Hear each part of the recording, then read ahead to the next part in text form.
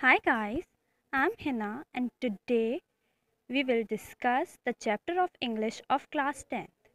This chapter is from the book First Flight. The name of the chapter is The Letter to God. This is an ironic short story written by G.L. Fuentes. अभी अगर हम इस chapter के title की बात करें तो इस चैप्टर का टाइटल जैसे मैं पहले भी बता चुकी हूँ द लेटर टू गॉड।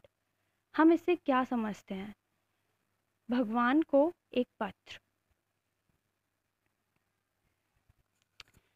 ये बहुत ही ज़्यादा स्वीट स्टोरी है एक फार्मर के बारे में जो जो एक वैली में रहता है और जब उसके क्रॉप्स ख़राब हो जाते हैं तो वो कैसे भगवान में फेथ दिखा के उस सिचुएशन से बाहर तो नहीं बट हाँ उस सिचुएशन में वो अपने आप को कैसे हैंडल करता है। बेसिकली ये जो स्टोरी है वो बेस्ड है फेथ पे, फेथ गॉड पर। So let's begin. अभी हम बुक के फर्स्ट पेज पे देखते हैं। टाइटल दिया हुआ है, टाइटल के बाद एक दिया हुआ है छोटा सा बिफोर यू रीड। तो मैं उसको रीड करूँगी, then I will explain to you what is it. They say faith can move mountain, but what should we put our faith in? बोलते हैं कि फेथ पर्वतों को भी हिला सकता है, बट क्वेश्चन आता है कि हमें फेथ किस चीज़ में रखना चाहिए। वही लेंचो की स्टोरी में भी है।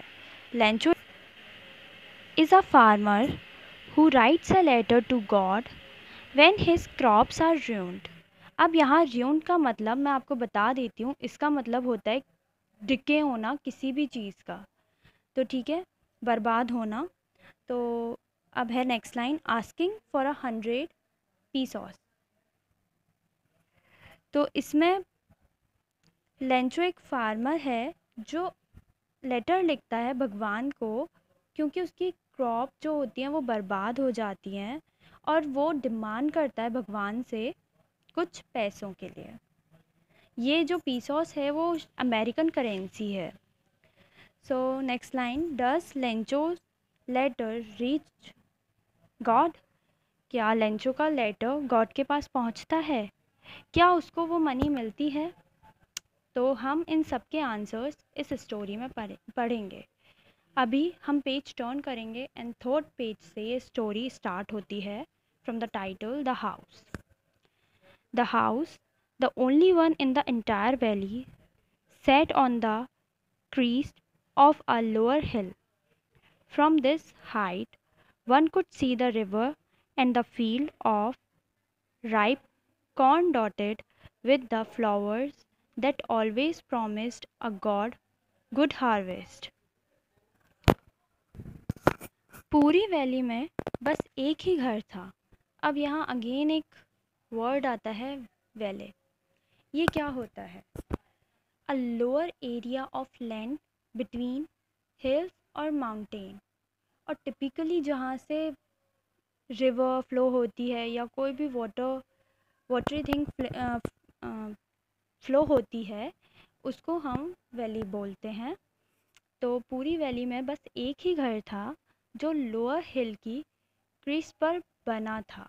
जहाँ वो घर सेट था वहाँ से हम रिवर को देख सकते थे, कॉर्न फील्ड को देख सकते थे और बहुत सी चीज़ें थी जिसे हम वहाँ से देख सकते थे। The only thing the earth needed was a downpour or at least a shower. Throughout the morning, Lencho, who knew his field intimately, had done nothing but see the sky towards the northeast. Lencho अपनी field के बीच में खड़ा हुआ है या अपनी field में खड़ा हुआ है और वो अब अपने जो कॉर्न फील्ड है उसको पकने का वेट कर रहा है और वो एक्सपेक्ट कर रहा है कि बस बारिश हो जाए। तो वो अपनी फील्ड में खड़े होके स्काई की तरफ देख रहा है नॉर्थ ईस्ट में कि वहाँ से कैसे भी क्लाउड्स आएँ और बस बारिश हो जाए जिससे उसकी जो कॉर्न है वो पक जाए और उसको वो बेनिफिट मिले, वो उसको सप्लाई कर सके मार्केट में।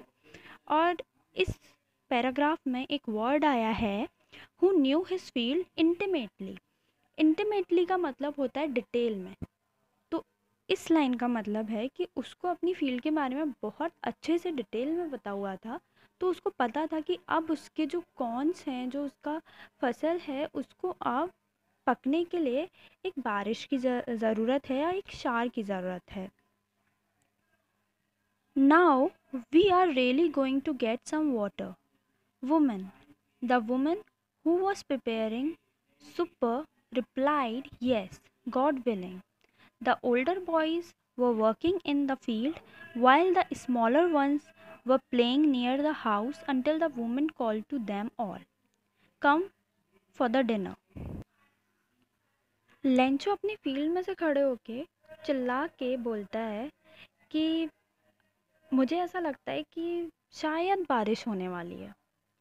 तो जो उसकी वाइफ होती है वो रिप्लाई करती है, गॉड विलिंग, मतलब भगवान ने चाहा तो ऐसा हो जाएगा। अब यहाँ उसके बच्चों के बारे में बताया है। जो उसके बड़े बच्चे थे वो सब फील्ड में काम करते थे, और जितने उसके छोटे बच्चे थे वो उसके घर के आसपास खेलते रहते थे जब तक उसकी उनकी मम्मी उनको नहीं बुलाती थी। और मम्मी उनको डिनर के लिए बुलाती थी। तो फिर अगेन पैराग्राफ स्टार्ट होता है, it was during the meal time just as Lencho had predicted, big drops of rain begin to fall. In the northeast, huge mountain of cloud could be seen approaching. The air was fresh and sweet. The man went out for no other reason than to have the pleasure of feeling the rain on his body. And when he returned, he exclaimed, these aren't raindrops falling from the sky, they are new coins. The big drop are 10-cent pieces and the little ones are fives. जैसे ही Lencho की wife सबको खाने के लिए बुलाती है, अभी खाने का टाइम चल रहा होता है, तभी जो लेंचो ने प्रिडिक्शन किया था, या जो लेंचो ने प्रिडिक्ट किया था कि हो सकता है बारिश हो सकती है, तो वही वैसा ही होता है। बारिश शुरू हो जाती है, बहुत बड़े बड़े रेन ड्रॉप्स शुरू हो जाते हैं गिरना। और वो ऐसे होते हैं जैसे क्लाउड का माउंटेन आता है नॉर्थ ईस्ट साइड से।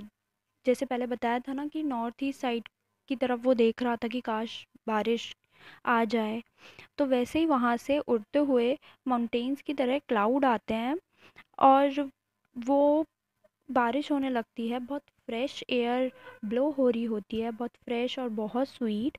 मौसम बहुत अच्छा होता है। जो पूरी फैमिली है, लेंचो, स्पेशली लेंचो, वो बाहर जाता है। और रीज़न हमें बताने की ज़रूरत नहीं है, क्योंकि वो बाहर इसीलिए जाता है ताकि वो फील कर सके रेन ड्रॉप्स को, क्योंकि वो बहुत टाइम से उसका वेट कर रहा था अपनी क्रॉप्स के लिए। तो वो बाहर जाता है और अपनी बॉडी पे रेन ड्रॉप्स को फील करता है और वो चिल्लाता है। एक्सक्लेम्ड मतलब है cry out suddenly in a surprising way. तो वो बहुत खुश होता है।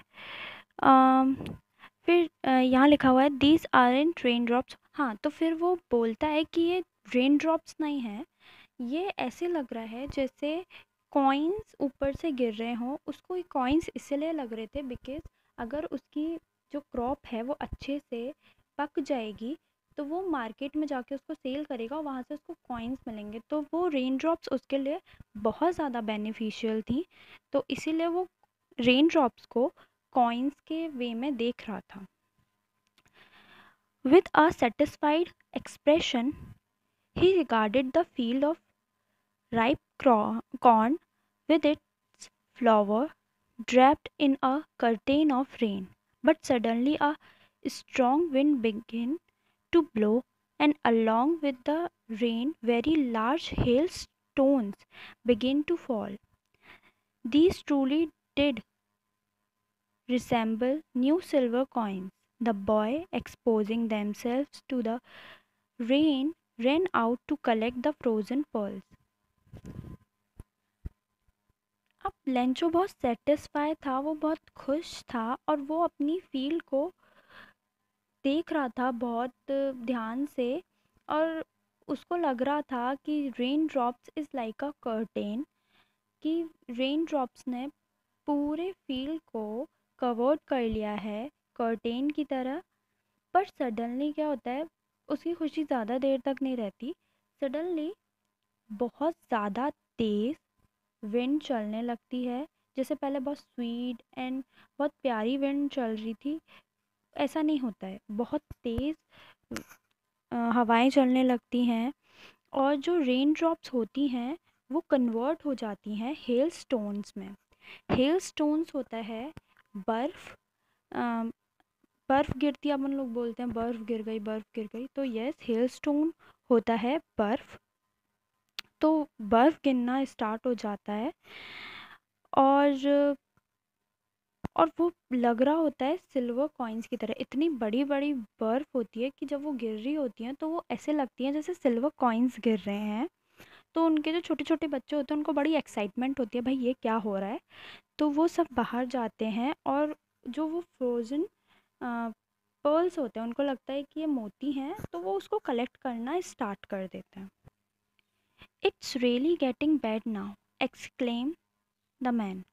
I hope it passes quickly. It did not pass quickly. For an hour, the hail rained on the house, the garden, the hillside, the cornfield, on the whole valley. The field was white as if covered with salt. अब जो condition होती जा रही थी वो बहुत ज़्यादा बुरी होती जा रही थी, और लेंचो बहुत ज़्यादा परेशान था। वो चिल्ला रहा था कि यार, ये जल्दी से जो हेलस्टोन्स हैं वो जल्दी से यहाँ से निकल जाएं, ताकि कि मेरी जो फसल है वो ज़्यादा बर्बाद ना हो।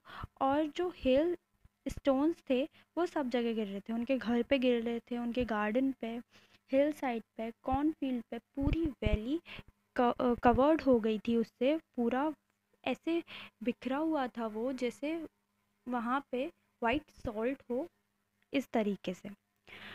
Not a leaf remained on the tree, the corn was totally destroyed. The flowers were gone from the plant. Lencho's soul was filled with sadness. When the storm had passed, he stood in the middle of the field and said to his son, A, a plague of locusts would have left more than this. The hail had left nothing. This year we will have no corn. That night was a sorrowful one. All our work for nothing. There no one who can help us. We will all go hungry this year. अब जब hailstorm पास हो चुका था, तो जो Lencho था वो अपनी कॉर्नफील्ड के बीच में खड़े होकर बस रिकॉग्नाइज कर रहा था। ना तो पेड़ों पे कोई पत्तियां बची हुई थी, उसकी कॉर्नफील्ड बिल्कुल डिस्ट्रॉय हो चुकी थी, बर्बाद हो चुकी थी। वो बहुत बहुत ज़्यादा दुखी था, और वो अपनी फील्ड के बीच में खड़े होकर अपने बच्चों से बोलता है कि अगर लोकस जो होते हैं वो होते हैं इंसेक्ट और फ्लाई, जो पेड़ों को खाते हैं, पेड़ों पत्तियों को खाते हैं।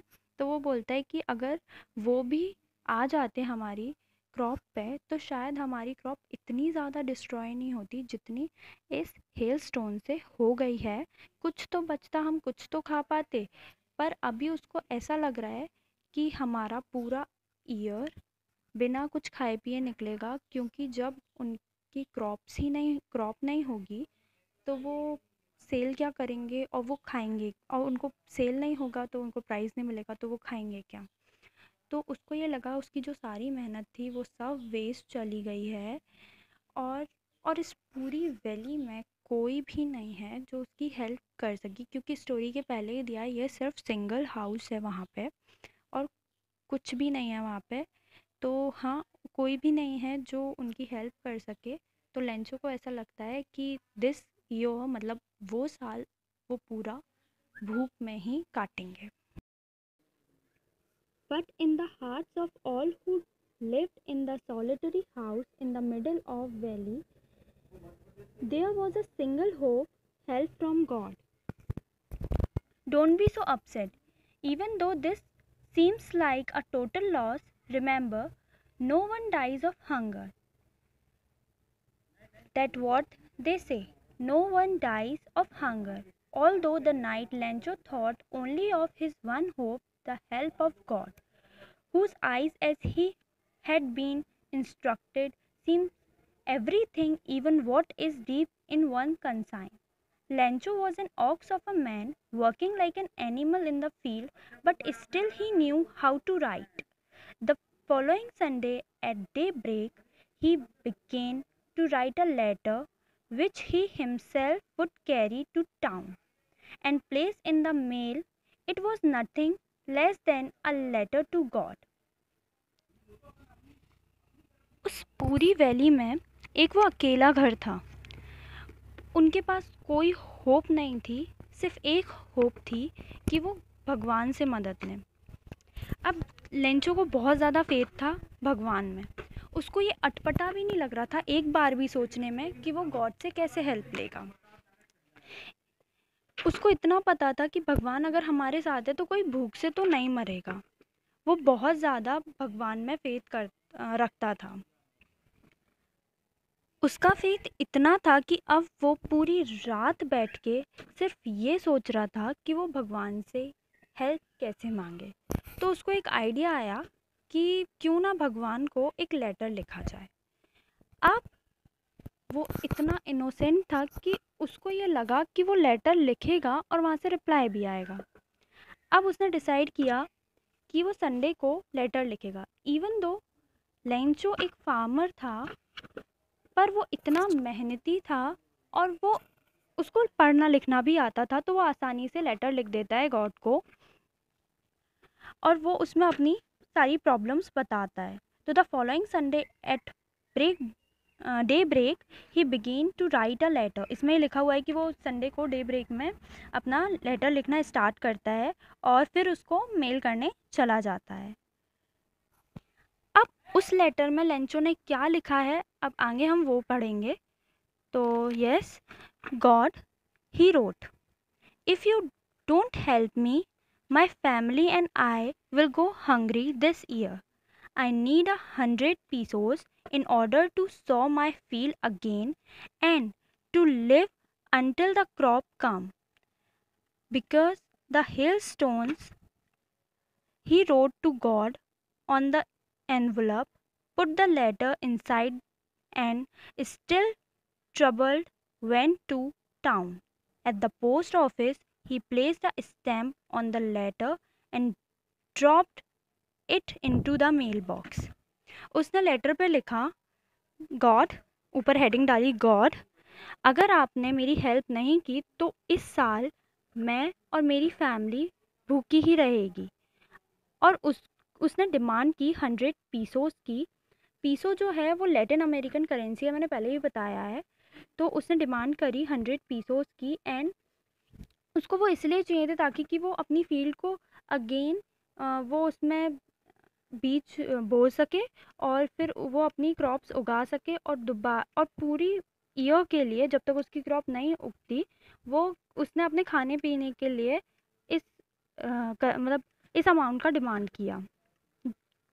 अब he wrote to God and उसने एनवलप में लिखा कि टू गॉड, भगवान के लिए है, और स्टैम्प चिपकाया और वहाँ पे उसको ड्रॉप कर दिया मेल बॉक्स में।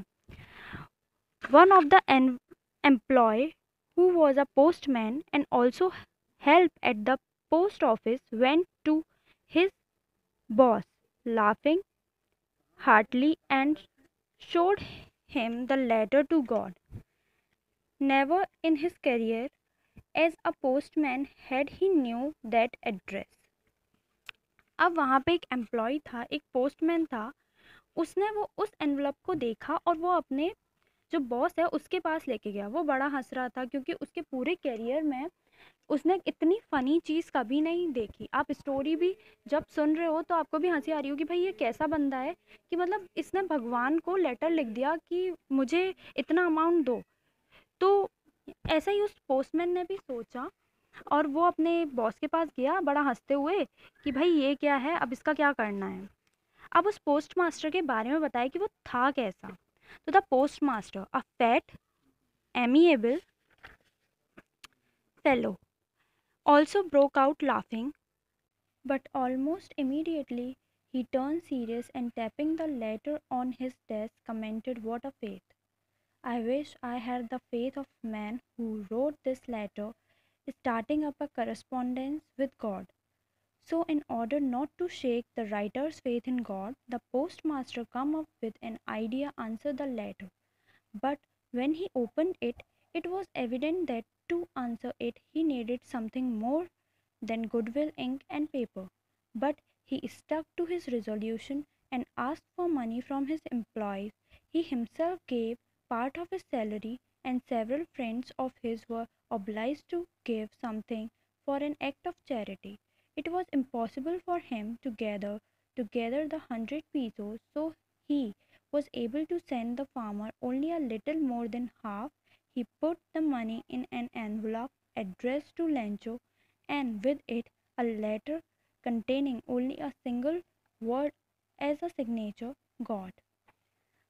अब वो जो पोस्ट मास्टर था उसके बारे में ज़्यादा नहीं बट हाँ बहुत थोड़ा सा दिया है कि वो मोटा था एंड एमिएबल। एमिएबल मतलब फ्रेंडली, बहुत फ्रेंडली था, सबकी हेल्प करता था। तो हेल्प का मैं इसलिए बोल रही हूँ बिकॉज़ इसने at the end of the story जो फार्मर है उसकी हेल्प की है, इसलिए मैं इसमें ऐड कर रही हूँ। तो जब उसने वो लेटर देखा पहले तो वो बहुत हंसा एंड देन उसके बाद वो सीरियस हो गया। उसने वो लेटर डेस्क पे रखा। टैपिंग टैपिंग वर्ड लिखा है, टैपिंग मतलब ऐसे ज़ोर से रखते हैं, तो वो टैप करके उसने वो लेटर डेस्क पे रखा और कमेंट किया कि व्हाट अ फेथ, मतलब वाह यार कितना विश्वास है इसको, काश मुझे इस पत्र लिखने वाले का विश्वास होता कि मतलब ऐसा भी कोई हो सकता है। जो इस बंदे ने भगवान, फिर इसमें लिखा है starting up a correspondence with God, तो मतलब इसने भगवान के साथ ही मतलब कम्युनिकेशन स्टार्ट कर दी है लेटर्स के द्वारा।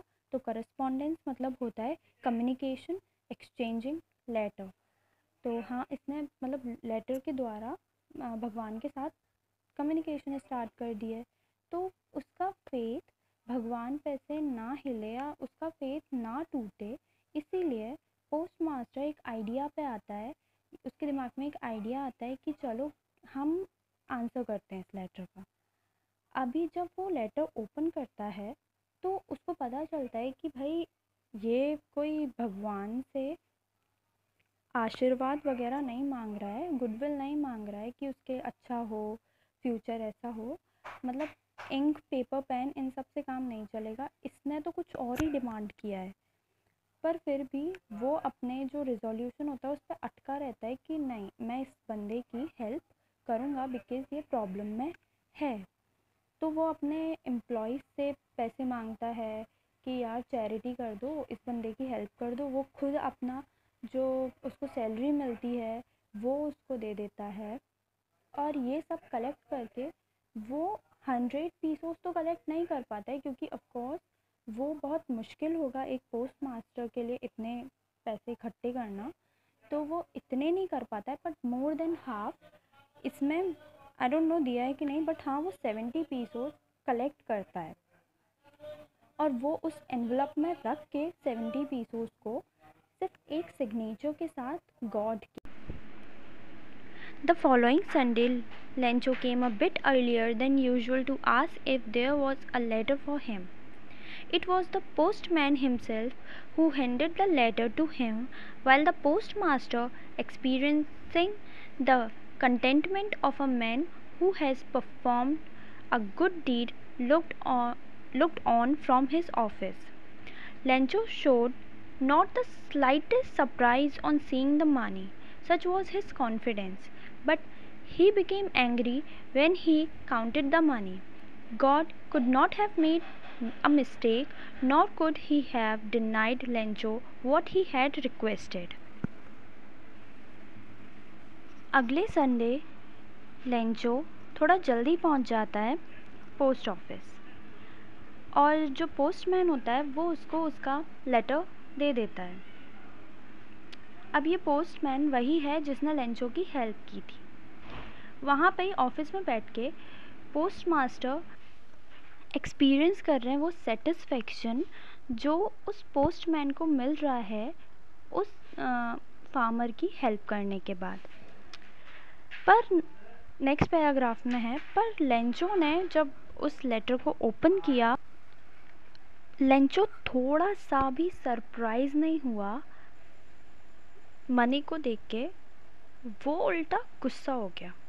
उसने सोचा कि यार, जब उसने मनी काउंट किया उसने ये सोचा यार भगवान तो गलती कर नहीं सकते हैं, और भगवान ने मुझे मना भी नहीं किया है, तो इसमें पैसे कम क्यों हैं? बिकॉज उसने 100 पीसोज मांगे थे और उसमें सिर्फ मोर देन हाफ 70 थे। तो वो इसलिए गुस्सा हो गया कि भगवान ऐसा कर नहीं सकते हैं, तो फिर किया तो किया किसने? Immediately, Lencho went up to the window to ask for paper and ink. On the public writing table, he started to write, with much wrinkling of his brow caused by the effort he had to make to express his ideas. When he finished, he went to the window to buy a stamp, which he licked and then fixed to the envelope with a blow of his fist. The moment the letter fell into the mailbox, the postmaster went to open it. It said, "God, of the money that I asked for, only 70 pesos reached me. Send me the rest since I need it very much. But don't send it to me through the mail because the post office employees are a bunch of crooks." Lencho. अब जैसे ही उसने count किया money और उसको वो amount नहीं मिला जो उसने डिमांड किया था, वो इमीडिएटली जाता है विंडो पे और पूछता है कि क्या मुझे पेपर एंड इंक मिल सकता है, और वहाँ वो राइटिंग टेबल पे जाके लिखना स्टार्ट हो जाता है गॉड को अगेन लेटर। अब वो इतना परेशान था, उसकी जो माथे थी उस पर सलवटें आ रही थी, वो बहुत परेशान था और वो दिख रहा था कि वो कितने एफ़र्ट्स लगा रहा है उस लेटर को फिनिश करने के लिए। अब जैसे ही वो लेटर फिनिश करता है, सीधे वो एक स्टैम्प लेता है विंडो पे से और उसको लिक करता है। लिक मतलब होता है, हम बोलते हैं हिंदी में चाटना, तो वो उसको चाटता है और अपनी हथेली से प्रेस करता है एनवलप पे। उसके बाद वो सीधे उसको मेल बॉक्स में ड्रॉप कर देता है। जब पोस्ट मास्टर ये देखते हैं कि उसने मेल बॉक्स में ड्रॉप कर दिया उस लेटर को, वो लेंचो के जाने के बाद इंस्टेंट जाते हैं और वो लेटर निकालते हैं। लेटर निकालने के बाद जब वो उसको ओपन करते हैं, उसमें अगेन लेंचो ने अपनी फीलिंग्स बताई होती हैं गॉड को कि उसको क्या प्रॉब्लम है। वो उसको पढ़ना स्टार्ट कर देते हैं। उसमें लिखा होता है कि गॉड, मैंने आपसे मनी मांगा था, मेरे पास तो उतना पहुंचा ही नहीं, मेरे पास सिर्फ 70 पीसोस पहुँचे हैं, so please send me the rest of the money, और मुझे उसकी बहुत ज़रूरत है, तो आप प्लीज़ मुझे जितना बचा हुआ है वो प्लीज़ सेंड कर दीजिए, और मेल के थ्रू मेरे को सेंड मत कीजिएगा because the post office employees are the bunch of crooks. Post office के जो एम्प्लॉयज़ हैं वो बदमाशों का झुंड है। तो इस स्टोरी में, और लास्ट में लिखा होता है लेंचो। इस स्टोरी में मैंने पहले भी बोला था, it is an ironic story, ironic short film, sorry. So this is an irony कि पोस्ट मास्टर, पोस्ट ऑफिस वालों ने और उस पर्टिकुलर पोस्टमैन ने उसका इतनी हेल्प की, एंड देन ऑल्सो वो उन्हीं पे शक कर रहा है कि पोस्ट ऑफिस वालों ने मेरे पैसे निकाल लिए। ये स्टोरी फेथ पर बेस्ड है। पूरा जो प्लेटफॉर्म है वो is all about faith. Lencho का जो गॉड में फेथ है, ये पूरी स्टोरी उस पर बेस्ड है। तो हमें ये देखने को मिला है कि लेंचो का जो फेथ है वो गॉड पे है, पर उसका फेथ ह्यूमंस पे नहीं है, और वो ये समझ ही नहीं रहा है कि पोस्ट मैन को भगवान ने एक मीडियम बनाया है लेंचो की हेल्प करने के लिए। यहाँ हमको एक चीज़ और देखने को मिलती है कि लेंचो इतना ईगर था कि उसको सेटिस्फेक्शन ही नहीं था जितने पैसे उसको मिल गए। उसने जो डिमांड की थी उसको वही चाहिए था। He is not satisfied with the money that he get. So yes, हमें यहाँ ये देखने को मिला कि लेंचो का फेथ भगवान पे बहुत है और इंसानों पे नहीं है। यही इस स्टोरी की थीम है, थीम ही बोल सकते हैं, इस स्टोरी की थीम है। तो इसी के साथ हम इस स्टोरी के एंड पर आ चुके हैं। और अगर आपको ये स्टोरी पसंद आई है या आपको मेरे समझाने का तरीका पसंद आया है तो आप मुझे बताएं इन एनी वे, और मैं आपकी और स्टोरीज़ में फिर आगे हेल्प करूँगी। Thank you.